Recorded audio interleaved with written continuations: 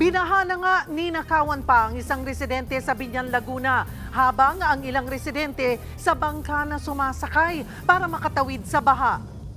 At live mula sa Biñan, Laguna, nasa frontline ng balitang yan, si Dave Abuel. Dave, anong lagay ng panahon dyan at kumusta na ang mga residente? Cheryl, paminsang malakas na buhos ng ulan at tuloy-tuloy na ambon ang sitwasyon dito sa Biñan, Laguna. Kasabay niyan ang pahirap na baha sa mga residente ng Barangay de la Paz na hindi pa rin tuluyang humuhupa. 2 araw ng lubog sa baha ang ilang lugar sa Barangay de la Paz sa Biñan City, Laguna. Dumiskarte na ang mga residente para makatawid sa hanggang hitang baha. Gumamit na sila ng bangka. May ilang sinakyan pati ang styrofoam. Gaya ng estudyanteng ito na nagpahatid sa sakay ng tricycle, pero bumalik din matapos malamang kanselado ang pasok ng panghapon.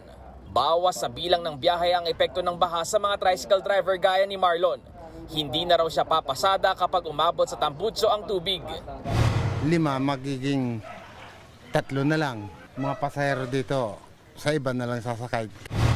Ang residente namang si Aling Marilu, tinatanaw ang kanilang bahay sa mababang parte ng Sitio Pulo. Nilooban daw sila sa kasagsagan ng ulan. Isinabay namin siya sa bangka papunta sa kanilang lugar. Nadatnan niyang magulo ang kanyang bahay. Ninakaw na ang mga kabil ng kuryente, niransak ang mga damitan, pati TV, tinangkapang kunin. Nakakapanlumo po talaga yung sitwasyon namin dito. Nabahaan ka na, ninakawang ka pa. Ganito ngayon yung sitwasyon dito sa Sitio Polo at Sitio Almeda. Hindi na ganun kalakasan yung ulan pero mataas pa rin yung tubig baha kaya hindi maiwasan ng ilang residente na mangamba kung sakaling bumuhos na naman ang malakas na ulan. Ayon sa barangay, handa naman sila sakaling tumaas pang lalo ang baha. Alerto rin daw sila kung sakaling may gustong magpa-rescue.